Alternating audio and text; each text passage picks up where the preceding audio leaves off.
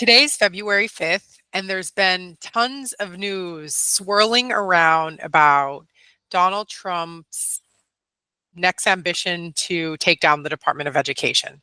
I want to start this video by saying, please don't worry. I have to start there because I know it's causing a lot of confusion and panic amongst student loan borrowers. The first thing I would advise is to go to studentaid.gov and download your student aid file.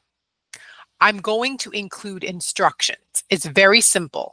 You log in and you're going to go to the menu. You're going to click My Aid. There's a couple buttons to click. I will provide a video link of how to do it along with some written instructions in the description of this video. The reason I recommend this is because that is the source of truth of what you currently owe, what repayment plan you're on, when your loans were dispersed. It is the truth that every servicer depends upon to manage your student loans. So I'm saying take ownership of that file in case it becomes inaccessible for whatever reason. But in the meantime, I'm going to talk about why I think you should not have to worry about repaying your student loans in terms of what actions you should take.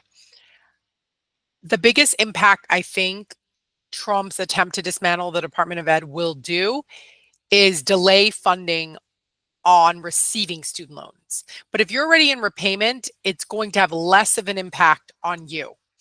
The loans will still be due. Exactly who's going to service them may change, but they're still going to be due. And there's nothing as of from what we could see right now that's going to change repayment plan structures in terms of income driven, standard repayment, because that has been income driven repayment plans and income based have been legislated by Congress. It cannot be easily changed overnight. The SAVE plan can get taken away, but in terms of actual plans to repay right now and making a payment will not change. The servicer may. And who's going to manage the portfolio of federal government debt may change, but there will be pretty few impacts, I think, to student loan borrowers paying their student loans. I think owning your data, knowing the source of truth, and having that in a servicer transfer, even before Trump, is really important to know about as a student loan borrower. So I'm going to take the remainder of this video to break down what I believe. I wanted to start right away with the action steps that you as a student loan borrower can take to own and have that data in place. I would recommend going to my video, following the instructions, doing that today before there's any system issues. And if people who are managing the student aid national student loan database are let go and there's delays, you will at least have your source of truth, which is all the loans you originated, when you originated them, what your current plan, repayment plans are, to go ahead and have that in your files, in your folders, save it on the cloud, on a Google Drive, a Dropbox, have it there, okay? In case your computer crashes or something, you have access to it. That's my pro tip. Now let's go into the impacts of dismantling. I say it in quotes because it's been attempted under Reagan.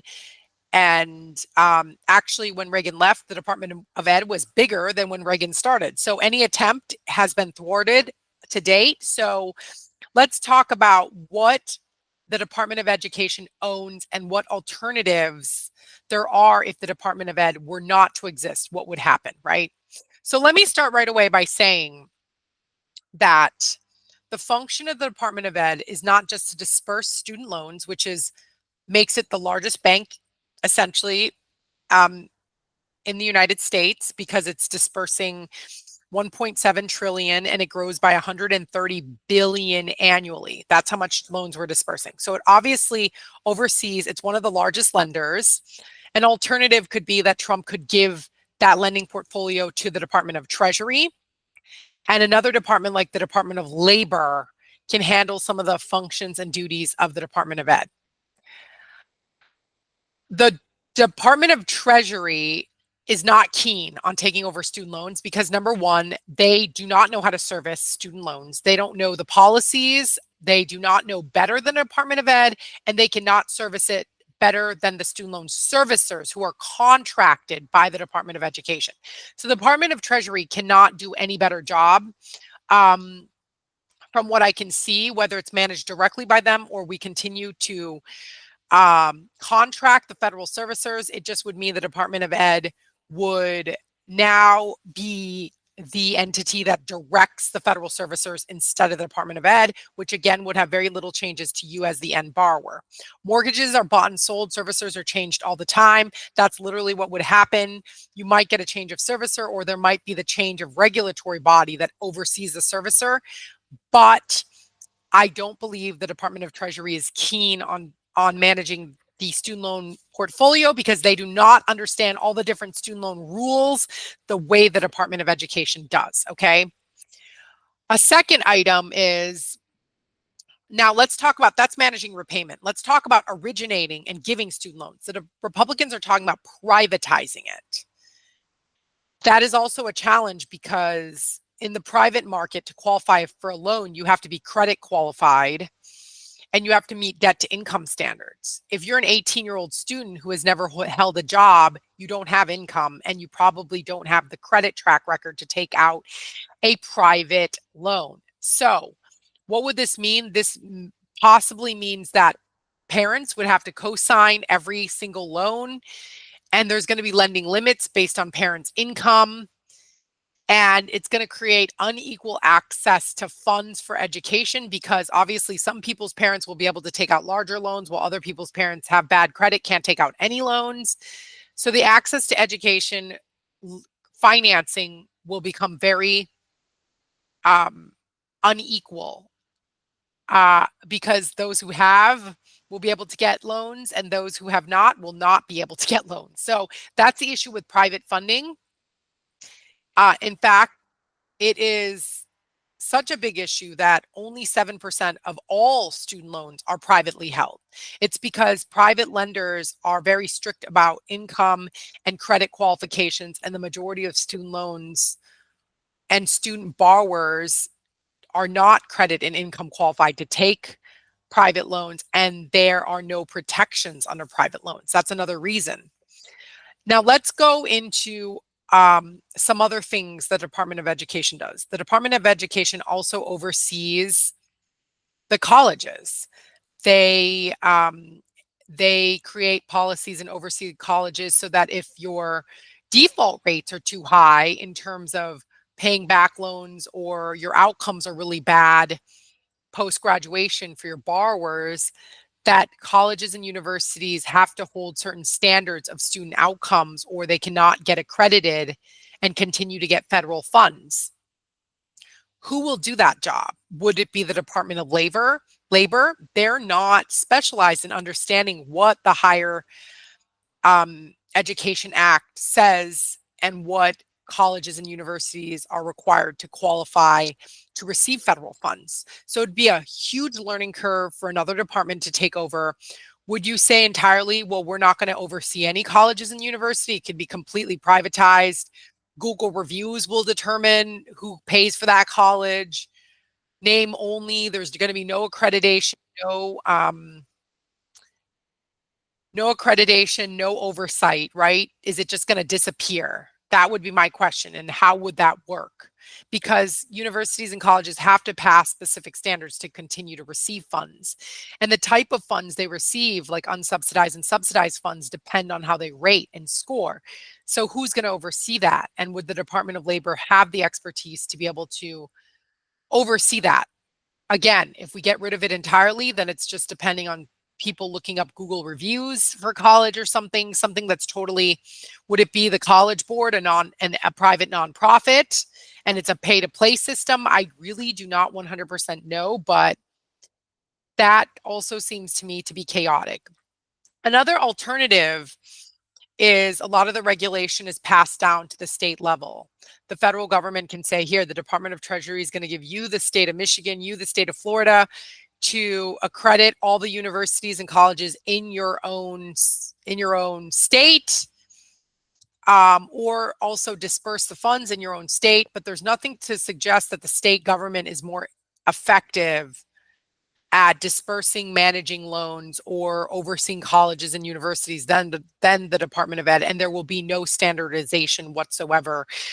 The state of New York might disperse funds very differently than the state of Florida. Their criteria, the state of New York might be super strict. You have to perform X amount in terms of outcomes in order to continue to get funds, where in the state of Florida it might be really loose. Like half your students could, I don't know, not graduate and still get the funds, more than half. Let's say 70% could not graduate and you still get the funds. So the requirements and criteria may be very different by state, and that may also be an issue. Also, the state government may not have the capability or bandwidth, which means if they were to be given the authority to oversee their colleges as well as give out funds, they would just hire a bunch of private servicers anyways, and then it would just be a completely disparate experience. Right now, we already have multiple servicers that provide a different experience, but at least it's for everybody in the United States. Imagine every state having 8 servicers that are all completely different, depending who wins that state contract. So again, there would be no uniformity.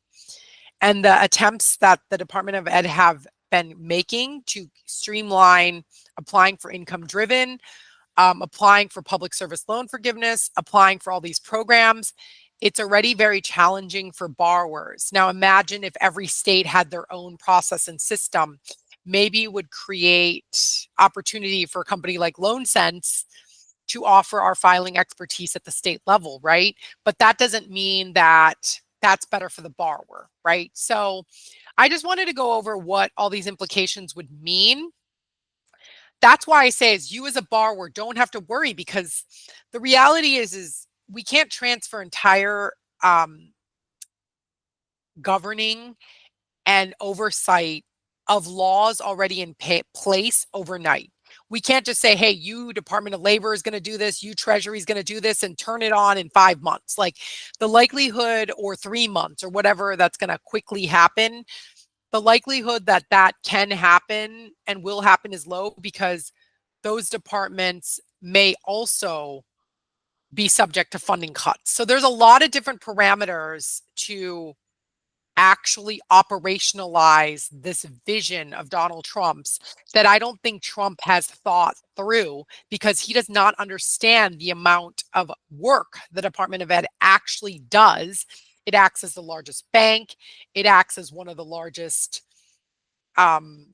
regulators and oversight bodies for colleges, universities, as well as equity and inclusion at the elementary, middle, and high school level in terms of performance. It gives schools rate. It's responsible for identifying where schools need help, how to give different amounts of funding based on the performance and metrics of these elementary, middle, and high schools. Who's going to do that, right? So there's a lot of different work the Department of Ed does, and unless we say we're going to do away with it, which I don't think we will, I think we'll say manage it state.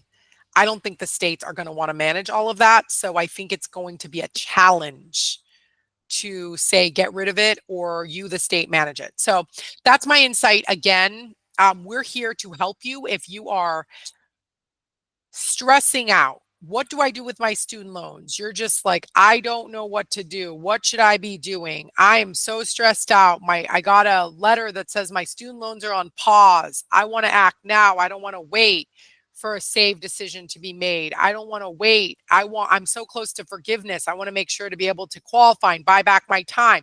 All those concerns, we can help you buy back public service loan forgiveness time. We can help alleviate a lot of stress. We are here to help you understand what the options are. It is tax season, filing joint, filing separate. These are all great decisions. Again, we only provide information and education. We are not tax advisors. We're not attorneys. We just give information on student loans, which will help you. And we also can help with assisted filing, with different forms. If you're unsure what you should do, or you got notices from your Department of Ed you don't understand based on your actions, we can help with all of that to get you on the right pathway. MyLoanSense.com. We will provide links if you want to consult below. We cannot wait to help you. Again, MyLoanSense.com. I hope this was a great update so that you can sit back, understand what's going on without worrying so much. I hope that was helpful. Have a great rest of your week. And I will, of course, be coming to you with any breaking news and updates from the position of a student loan expert and not from the position of a reporter or someone who's trying to hype up the news and get people worried for what I believe is frankly no reason at this point in time. There's nothing that's been legislatively changed. There's nothing that's been done. It's all talk as of right now. So you can count on me to give you the real scoop. Please comment on what you thought was interesting. Please comment on what you would like more information on. Please ask questions, and we do try to answer every question that is posted in our comment section. Thank you and have a great day.